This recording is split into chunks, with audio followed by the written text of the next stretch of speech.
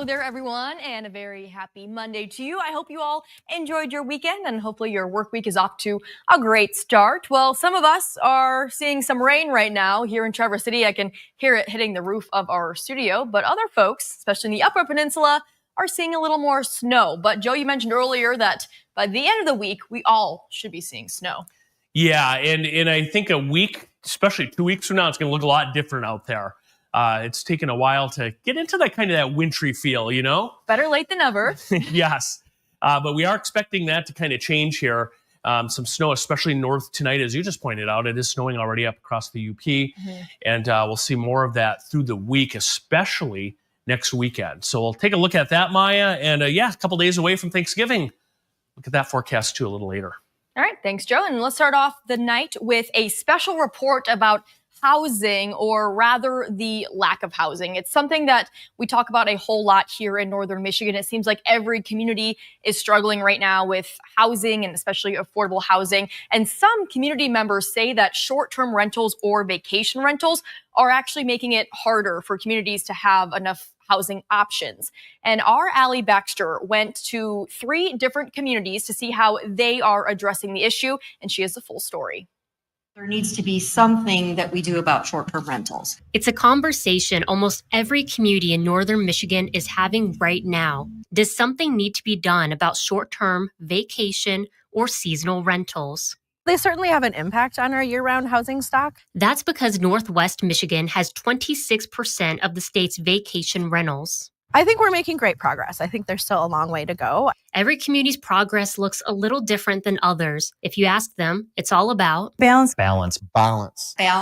Some look to their northern Michigan neighbors to see how they're handling vacation rentals. People liked the Frankfurt framework. We just saw our neighborhoods disappearing. Josh Mills is the city of Frankfurt's superintendent. He says during the pandemic, the city noticed what once were affordable properties were being gobbled up by cash offers. It puts us in a quandary because major economy that we have here is tourist driven.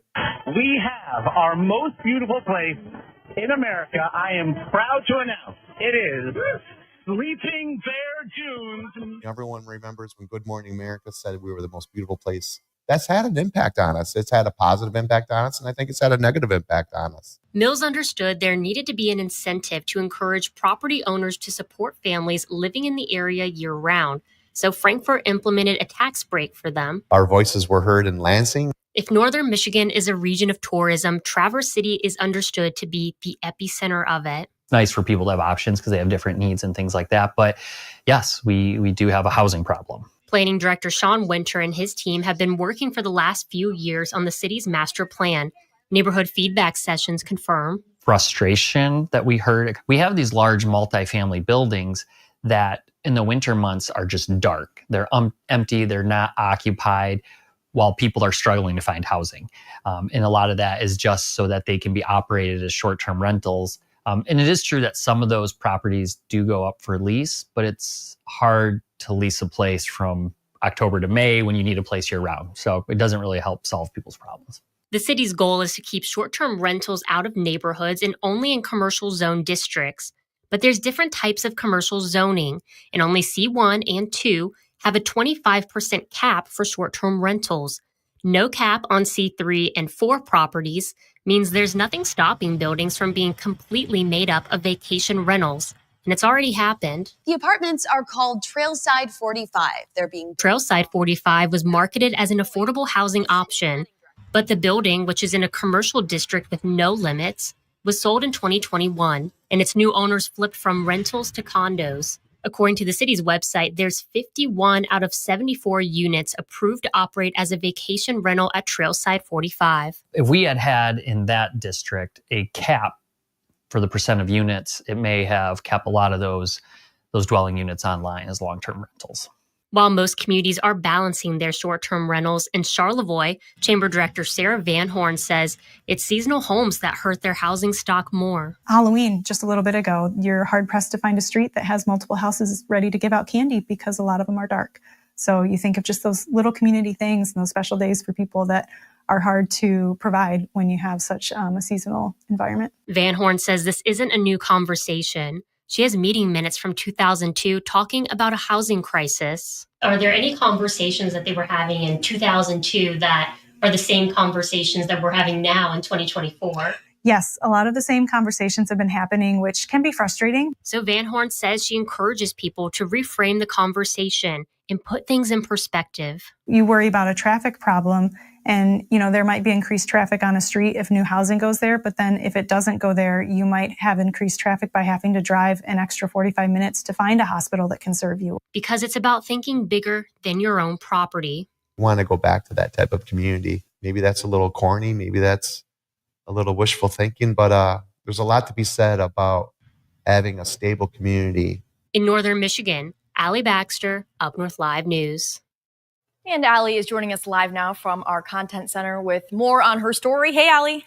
Hi, Maya. How are you? I am good. So much to talk about with this story because it's a very big topic that we have been talking about for years. And it's nice that you focused on 3 separate communities that they all are dealing with housing issues, but maybe in just different ways. And I think the key that everyone you talk to said is a solution is balance, because in northern Michigan, of course, we are kind of a touristy destination. A lot of businesses, especially in the summertime, rely on tourists. So we want to have places for these people who are coming out of town to stay. But on the other hand, you have to prioritize people who live here all year round, right? Exactly. And that's why all of them said the exact same thing. And that's why I did the montage of them all saying it as well. They're like, it's all about the balance, because we are trying to find that balance, because we know, in some communities like Frankfort, they say we have a shortage of lodging even here. So, where else? We don't have like all these different hotels in the area. So where else are people going to go? And each of them also said, historically, we are tourist driven areas as well. So this isn't a new thing for us, even though the region that Josh Mills in Frankfort was saying has gotten a lot more exposure, especially in the last decade. He says that we still need to accommodate the fact that because more people are coming here, we are going to need more workforce as well. So definitely trying to find that balance. But definitely I would say if we were looking at the scales right now, there's definitely way more short-term rentals than there is availability of affordable housing. And you kind of touched on this in your story, but just to go into a little more details, what are communities doing to try to create more of a balance so it's more equal, or if anything, there are more housing options for their year-round residents? Well, I thought it was interesting, Maya, because, we did focus on these 3 different communities specifically. But in my research of all kinds of different townships and villages, everyone's handling it a little bit differently. And I was actually surprised to see, places like City of Manistee, they don't have a short-term rental ordinance at all. So that means there's not any regulation or anything being looked at in terms of vacation rentals, seasonal rentals. It's kind of just, hey, make sure you have a permit to do these things, but there's no caps or ordinances in place. So now different communities are looking to each other like, well, hey, what are you doing? Like we saw in that clip in Manistee, they said, oh, a lot of you guys really liked the framework for Frankfort. Well, when I went to Frankfort and talked to Josh Mills, he said, oh, well, we adopted a lot of that from the village of Sutton's Bay. We liked what they were doing. So, and a lot of those areas as well, those 2 I just mentioned, Frankfort, village of Sutton's Bay, they kind of implement a waiting list. So right now there's a waiting list of people. They do have a cap of how many short-term rentals can be operating at the same time. So that's something that they have explored, and they do have, I think, like some of them do have a waiting list of several people who they said, when there's an availability, I want my property to be a short-term rental. And then they also have a good neighbor ordinance as well. So in order to kind of keep some of these properties, these vacation rentals accountable, they want some of the neighbors in the area to say, hey, speak up, let our township or our village officials know if there's anything shady going on here. Interesting. Well, Allie, I mean, your story was very well done and you really covered a lot of the different bases, but are there other things that you didn't get to mention in your story that you want to talk about? Sure. I think, this was something that we talked about, I believe, with Traverse City and with Frankfort and with Yarrow Brown with Housing North. She was in there as well. They said there is a lot of frustration right now from residents as far as it goes with short-term rentals and vacation rentals, because there's no way to really capture any revenue or financial benefit from that. So there's not really any like taxes that are coming back to these municipalities to make up for the short-term rentals because it's not this traditional lodging hotel facility. And they said maybe we could, capture some of that revenue. We could put it back into having more affordable housing options in the community and being able to do grants and fund that stuff. But right now there's no financial revenue or anything being captured from having these short-term rentals operate in the different townships and villages and stuff like that. And Allie, I'm going to pull up our question of the day in a minute, but while we still have you, and you mentioned this in your story, well, I guess we mentioned at the end of your story in the 6 o'clock show that our question of the day today is related to this, and it's, do you think vacation rentals are negatively impacting your community? And as of right now, 72% of people say yes. And you kind of just mentioned this, but what did the people who you talked to who are working in these communities, did they think that they are negatively impacting their communities? They were very careful to say, this is negatively impacting us. They definitely say it's negatively impacting having affordable housing, but going back to the point of they all very much want to stay kind of tiptoeing around, we need the balance because we know that tourism is such a big economy for us. So we don't want to say we hate short-term rentals, we hate vacation rentals because we know we need them. There just needs to be a better balance of them. And also, in Charlevoix, I mentioned as well, it's not so much short-term rentals or vacation rentals. It's the seasonal homes there that are taking up a lot of their housing stock. So that's something they're looking at there as well in terms of how can we have more affordable housing options. So I would say that was another thing I wanted to make sure was included too. Sure. Anything else that you want to mention, Allie? I don't think so. Just I'm kind of surprised by the results of people saying it does negatively impact their communities. I do want to hear some more feedback from people as well, because I'm kind of curious how they think it impacts their communities. I know we have a few comments on there already, but if you haven't left a comment yet, please do. Maya will take some time to read it. Yes. All right, Allie, thank you so much. Great transition into our question of the day. So we will take it full screen now. Do you think vacation rentals are negatively impacting your community? You can scan the QR code on your screen right now. If you haven't voted yes, we do have a couple comments on our Facebook page. Gretchen says, absolutely yes. Ludington has horrible housing problems. Buildings sit empty all year. Condos were built understanding there'd be no subleasing, but really they sit empty all winter and are rented by day, week, or month all summer. And we have a few other comments that we can read a little later on in the show, but I do have one more local story that I want to share with you, and it is about a park. And it was once a historic home in Mecosta County, and it is a state fish hatchery that was originally built in the 1900s, and it now could use a little bit of restoration. So our meteorologist Trevor Robideau went to the site and has the full story. The Paris County Park has a historic history. It was a state fish hatchery until 1964, when the Department of Natural Resources closed it down.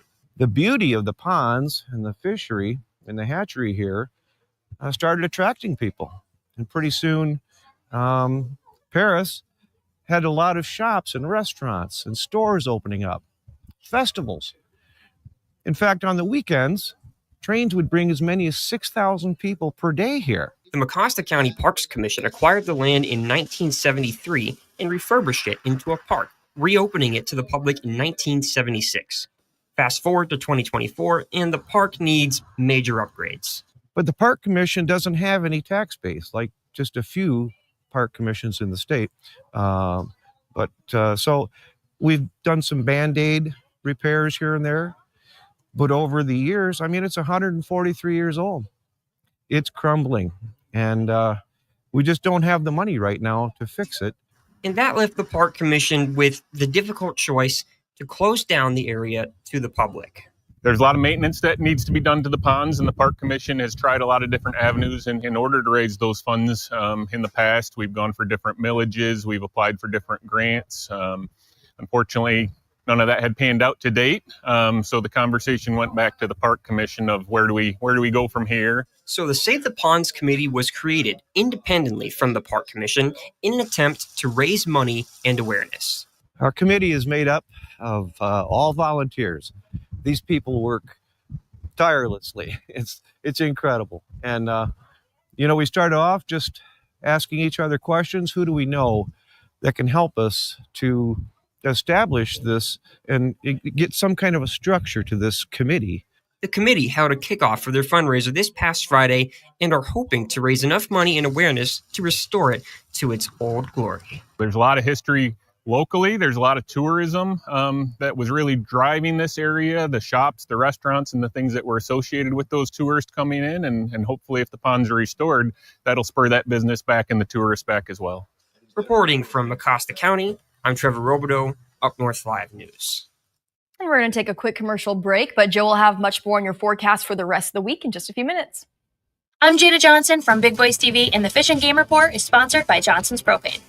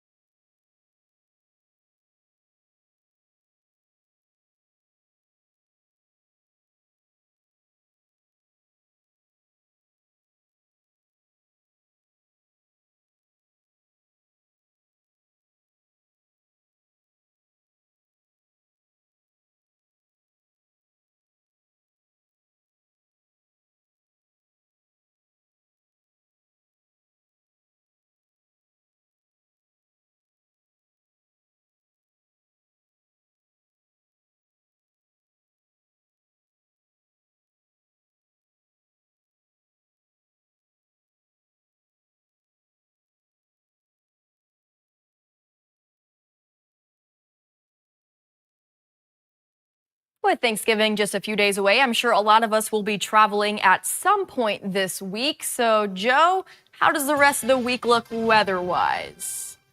Yeah, it's definitely going to be a little cooler this week, and there are chances for snow. Now, this is the thing. There's some snow tonight, but I think as we get deeper into the week, Maya, you'll be able to get around. Okay. Especially Wednesday, Thursday. But it's like next weekend looks snowy. So maybe coming home from Thanksgiving. Might be a little messy. Yeah, and if we go to Drummond Island, let's take a look there. It was snowing. Well, yeah, if you look in the lights there, it's still coming down. There's a bit of snow on the ground here. And this area is under a winter weather advisory. So the entire eastern UP, well, the entire UP except Menominee County, is under a winter weather advisory. So we'll zoom in here a little closer. That's tonight, some parts of these counties until tomorrow afternoon or evening. But this is where we're looking at maybe 2 to 6 inches of snow tonight in some spots. Low pressure sits down around Detroit. This is our first system of the week right there. Primarily rain with this. But again, if we look at temperatures across northern Michigan, it kind of tells the story because it is noticeably cooler to the north. So this is why we have snow. Look at Sault Ste. Marie, look at Newberry. These are the current temperatures right at 32. And then you get down around Traverse City southward, and we're in the 40s. So down that way, it's primarily rain with snow to the north. There's radar the last 3 hours, and you can see the snow is white. The green, of course, indicating rain. The kind of the edge of the rain snow line sits right over the straits. Again, down this way, mainly rain. Wet night there from Big Rapids through Cadillac, Reed City, up to Traverse City.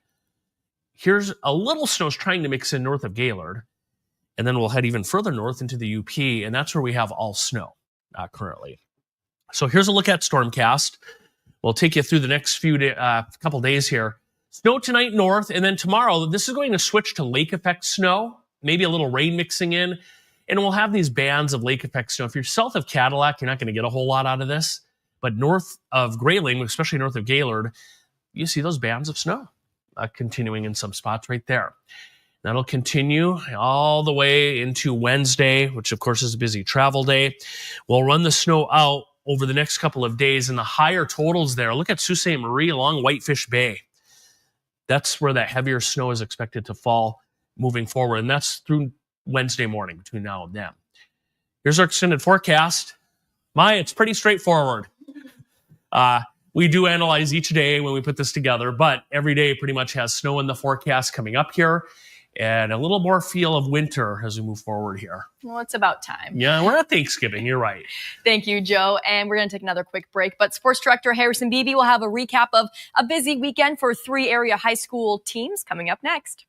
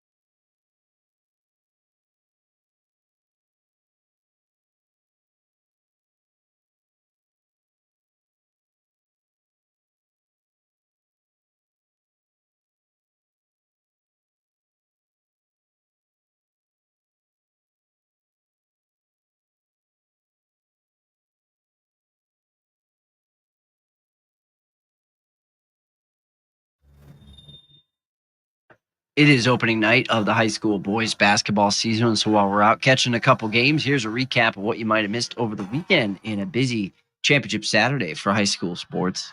Pickford made the trip west to take on Deckerville in the 8-player Division I state championship game for high school football on Saturday. That was at the Superior Dome in Marquette. And the Panthers for the first half looked like the team to beat, jumping out to an early lead, but it was Deckerville with an impressive second half comeback in the victory over the Panthers. Close one, 30-28, that Pickford is probably going to stew about as they drop the state championship game in the final few quarters up in the Upper Peninsula. Down in the Lower Peninsula, we know we had Boyne City in an 11-player state semifinal game going up against Lansing Catholic, and the Ramblers did their best to hang with the Cougars, but Lansing Catholic jumped out to a 3-touchdown lead to start this one, and some late scores in the second half for Boyne City couldn't do much to offset the early damage done as their season ends in a state semifinal loss, 34-22, one win shy of playing at Ford Field Thanksgiving weekend for the high school football state championships. Speaking of state championships, we had Traverse City St. Francis in second straight volleyball state championship match over the weekend. The Glads taking on Monroe St. Mary Catholic in Division III. St. Mary Catholic being the top-ranked team in D3, but St. Francis eliminated the defending state champions on Friday to get to this point. And they played tough early on. The Glads looked like they belong with 2 close sets with Monroe St. Mary. But in the end, St. Mary Catholic winning the first 3 matchups en route to a sweep of the Gladiators in the state championship match to take home the title and end the Glads tournament run 1 win short of where they'd like for a second straight year. But the group held their heads up high, knowing a majority of the roster is back again next year, and their coach is proud of their efforts. For those that this is their last time to ever play, no one wants that, but I'm proud of everything we accomplished this year because there were a lot of people who thought we couldn't, and they proved them wrong. I'm just so grateful that we got to come back here again, and I love all these girls so much, and I'm going to miss the people who are leaving, but I know that we will just keep the legacy going and keep Gladiator volleyball strong. That'll do it for you. Look back at sports. I'm Harrison Beebe.